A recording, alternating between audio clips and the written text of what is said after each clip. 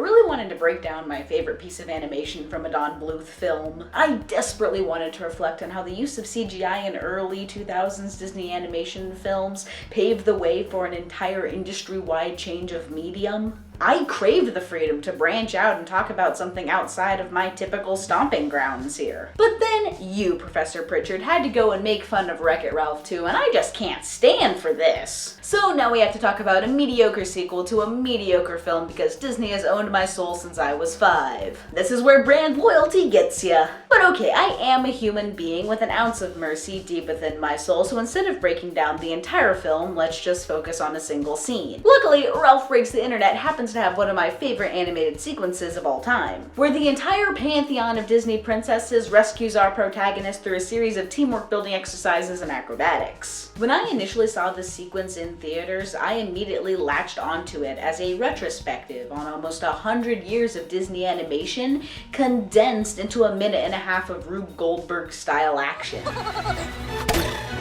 Simply put, it's a fun little set piece. It's quick, well animated, and a brilliant introduction into the history of Disney's female character repertoire. For those uninitiated into the conversation around Disney princesses, you might be surprised to discover that just being a princess in a Disney film does not automatically qualify you to be a Disney princess. In fact, 84 years of animated features have only produced 12 official Disney princesses, all of which appear in this sequence. They are Snow White, Cinderella, Aurora, Ariel, Belle, Jasmine, Pocahontas, Mulan, Tiana, Rapunzel, Merida, and Moana. Anna and Elsa also appear in this sequence and in the Disney Princess branded dressing room earlier on in the film, but according to the Disney Corporation, they don't count as official Disney princesses. Wait, what? Why? Because the Disney Princess line was designed to sell dresses, dolls, and other merchandise, and Frozen can sell its own merchandise just fine. The term and merch line of Disney Princess wasn't actually coined until the year 2000 by a guy named Andy Mooney, who was actually the chief executive of Fender Guitars. But more relevant to this conversation, he was also a senior executive at Disney in the early 2000s in charge of the consumer products division. The story goes that he attended a Disney on Ice show, where he noticed that many of the little girls and their mothers were dressed in homemade regalia in their best attempt to replicate the on-stage costumes. On ice costumes. In an interview with the BBC, Mooney recounts that he asked the women, if Disney made official dresses like these, would you buy them? And they all replied, we'd buy lots. The Disney Princess line of dresses, dolls, lunchboxes, and a million other trinkets was subsequently launched and became a massively successful way of packaging these female characters as commodities. For films that had long since dried up as cash cows from a box office perspective,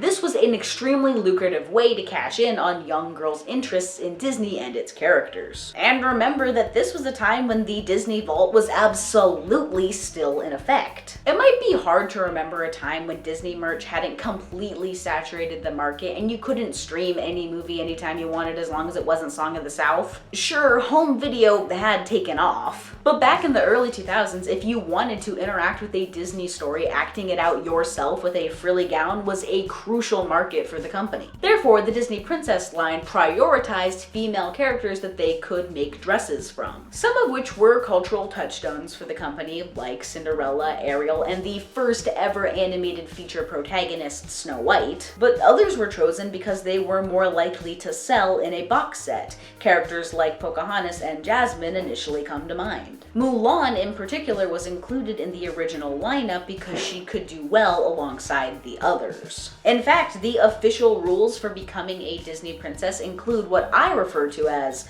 the Mulan Clause, which stipulates that a female human protagonist in an animated Disney feature film that is not a sequel may still qualify as a Disney princess even if she isn't born or doesn't marry royal, so long as she commits an act of heroism. Of course, no other character in the history of the franchise has ever been able to use this clause, so you either have to be royal in some capacity or Mulan.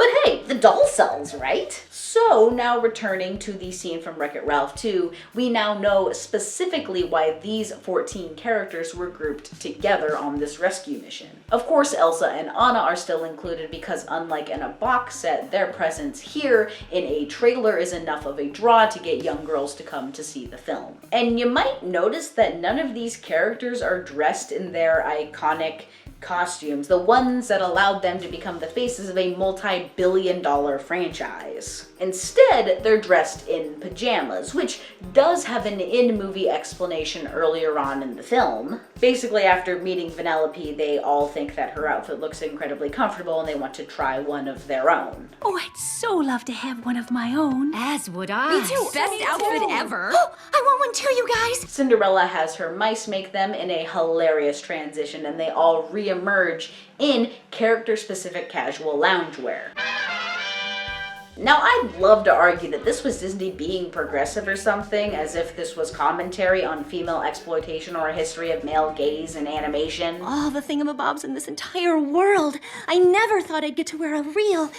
What's it called again? But not to sound too pessimistic here, this is probably just another calculated marketing strategy. Dress these characters in clothing that a woman might wear every day, a contemporary style for girls who grew up wearing Mooney's classic gowns. What? Cater to the cosplayers who prefer to Disney bound, or to less dedicated fans who just want a Moana hashtag shiny tank top. The truth is, these outfits are just what you would find in the gift shop exit to the Matterhorn, or in an online store somewhere while you're stuck in a Zoom meeting. Remember, these characters were initially chosen to sell clothing. These new outfits are simply postmodern updates to their original character designs. On the other hand, this was all in the earlier portion of the movie, so why stage the rescue scene in the casual wear? In fact, we do see some of the classic gowns again in this sequence, being re-sewn and repurposed into parachutes to decelerate Ralph's fall. Wreck-It Ralph 2, Ralph Breaks the Internet was released in 2018, 81 years after Snow White released in theaters, and 18 years after she became a Disney princess. In all those decades, the discourse around the Disney princess has ranged from praising them as good role models to critiquing their agency, or lack thereof. Do people assume all your problems got solved because a big strong man showed up? Yes, what is up with that? She is a princess! Particularly in the older films. Snow White was a Golden Age production, Cinderella and Aurora belonged to the Silver Age. As popular media analysis was reframed through a more feminist lens, especially second and third wave feminism, Disney's portrayal of animated women in this space became a less forgiving atmosphere for discussion. Did you know that Sleeping Beauty only has 18 lines of dialogue? Did you realize that Ariel giving up her voice is indicative of her losing agency, since now she's forced to proposition herself based solely on physicality alone? Can you believe Belle has Stockholm Syndrome? Were you poisoned? No. Cursed? No. Kidnapped or enslaved? No. Are you guys okay? Should I call the police? Isn't that messed up? There are more official Disney princesses from the Disney Renaissance than any other era of animation. For now. The 90s Disney princesses were created in response to third wave feminist concerns over agency, rebellion, and actually writing well-rounded female characters. In her essay, Disney and Women's Animated Features 1989 to 2005, Amy Davis writes that, unlike the earlier films where the heroine's honor was depicted and proven simply through her goodness and acquiescence, the heroines of Disney's animated films of this period show their integrity through their actions, rather than their inactions. And there's a similar trend in characterization when we get to the modern and postmodern interpretations. But their new portrayals in Ralph Breaks the Internet are also in response to fourth wave feminism. The age of Me Too, social media activism, and intersectionality have to be considered when writing a contemporary Disney princess, because these issues will be at the forefront of any resulting media criticism. So Disney does its best to rebrand. They literally cast off the old dresses to portray comfortable female clothing that's less revealing and allow the characters to move freely in an action-oriented experimented sequence. Later on in the same essay, Davis describes a new role for the 90s Disney heroine as the tough gal, like Esmeralda, Captain Amelia, Audrey, and Meg. Notably, none of the Disney Renaissance princesses are included in Davis's analysis of the tough gal. And yet in this sequence, Wreck-It Ralph 2 retroactively reframes every single princess as a member of this Disney archetype, regardless of her individual characterization. But they retain the rights to the in-jokes and iconography of the characters. That's why modern Briar Rose can still be our nap queen. And the dresses themselves become tools. They shroud Ralph in a history of this company. 81 years of hanging on to copyright laws to ensure that no other company on earth could ever make this joke without being sued into obscurity. But speaking of character models, all of these princesses have been slightly redesigned for this film. In terms of experimental versus orthodox film, as defined by our old friend Paul Wells, this sequence is extremely orthodox when it comes to continuity of style. That style in question is the CGI animation that fits into the world of Wreck-It Ralph, despite this movie opening up the universe to the entire internet space. Therefore, each of these characters has big eyes, small noses, and increasingly round faces. Yes, I have been told I look like a Disney princess. I suppose you might say that they each look more cartoony than their original forms, but I would argue that they're just more rounded in general. Like you threw them all in a rock polisher and ran it a few times until they all came out uniform. But despite their homogeneity, each of these characters retains a distinct identity from the group. They are unmistakably still an animated portrait of the originals. And part of that individuality boils down to sound design. Check it out.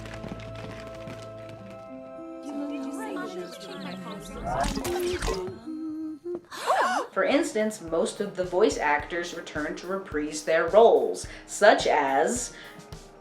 I'm not reading from a script, you're reading from a script. Jodie Benson as Ariel, Paige O'Hara from Belle, Linda Larkin as Jasmine, Irene Bedrart as Pocahontas, Ming-Na Wen as Mulan, Anika Nani Rose as Tiana, Mandy Moore as Rapunzel, Kelly MacDonald as Merida, Kristen Bell as Anna, Adele Dazeem as Elsa, and Alihi Carvalho as Moana. In fact, the only non-returning voice actors are Mary Costa as Aurora, Eileen Woods as Cinderella, and Adriana Castellati as Snow White, two of which have now passed away, and the other is 91 years old and presumably happily retired ever after. As much as animation relies on character design and movement to portray a performance, there is an undeniable significance to a voice actor's contribution. Well, there's a lot to unpack here. I stare at the ocean. Horse trough. Ach, lang me at lumrike me amus nearly yet gun away a teardrop in his eye. I once had a dream that I might wear a shirt. Whoa, wait, what's going on? These cameos are responsible for making the reappearances feel genuine, like they're not only as alive as CGI renderings can be, but also a continuation of where we left these characters all those decades ago. However, there's hardly any dialogue in this scene. Instead, it's all orchestrated by Henry Jackman's original score. The track in question is called A Big Strong Man in Need of Rescuing, which in itself is a callback to a line from earlier in the film. Do people assume all your problems got solved because a big strong man showed up? Look up there! It's a big strong man in need of rescuing. The song consists of a tour through leitmotifs of Disney princess past. A leitmotif is a piece of music used to represent a character, place, theme, or other plot element present in a film or musical. I want to be where the people are. They're used to orient the audience and to potentially associate different ideas musically that the plot might not make explicit. And when transplanted from their original context, it's akin to quoting the source material. And if you aren't familiar with what I'm talking about, let's identify some of these melodies and match them to what's going on screen.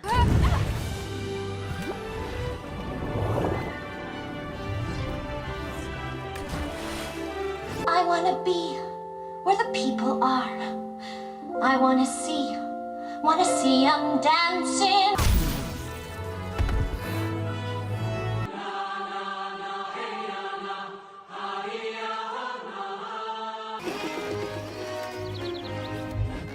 Have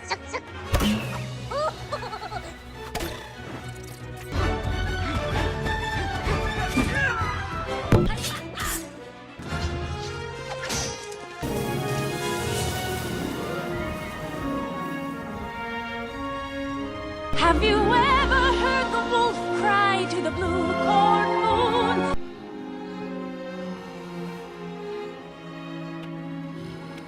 Dreams do come true in New Orleans.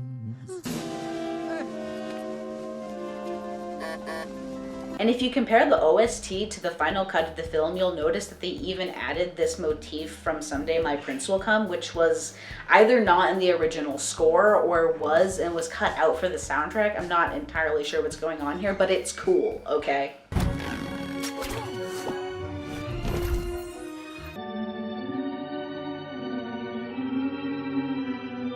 Now, it's important to note here that even though the film uses leitmotifs to communicate on-screen action, it's not necessarily Mickey Mousing. The music isn't quite as synced as that. So even though Disney were the ones to pioneer synced sound cartoons, that legacy doesn't necessarily carry over into this film. Bonus fact, even though 1928 Steamboat Willie was the first cartoon with synced sound, it wasn't actually the first cartoon to feature Mickey Mouse, who had made his debut in the short Plain Crazy earlier that same year. Use that in your next bar trivia game, folks! I'm losing my thread here. Look, I don't know how many minutes we are into this analysis at this point, but now that we've laid out all the context for this clip, where does that leave us? I think that the reason I like this scene so much is that it feels like a monumental time capsule of Disney animation. It's a slick response to media criticism that reframes over a dozen female Disney characters. It's a convoluted series of events that plays off of cartoon logic that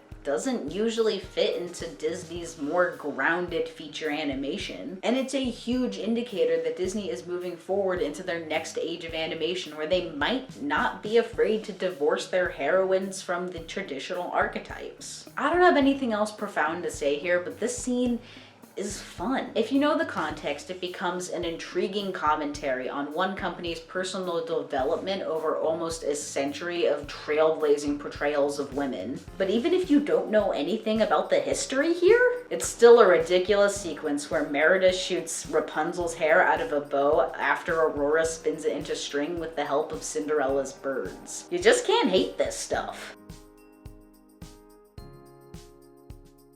I honestly think that Ralph Breaks the Internet is one of the best examples of these IP dogpile movies that we are inevitably gonna get more of. You can keep your Space Jams, Free Guys, and whatever is next around the corner. At least this one was funny, and I'm actually curious to see how it ages over the next 10 years. Give it another shot, and there's a bibliography in the comment section down below. Thanks for watching, and I will see you in class on Tuesday. Do you have daddy issues? I don't even have a mom. Neither do we!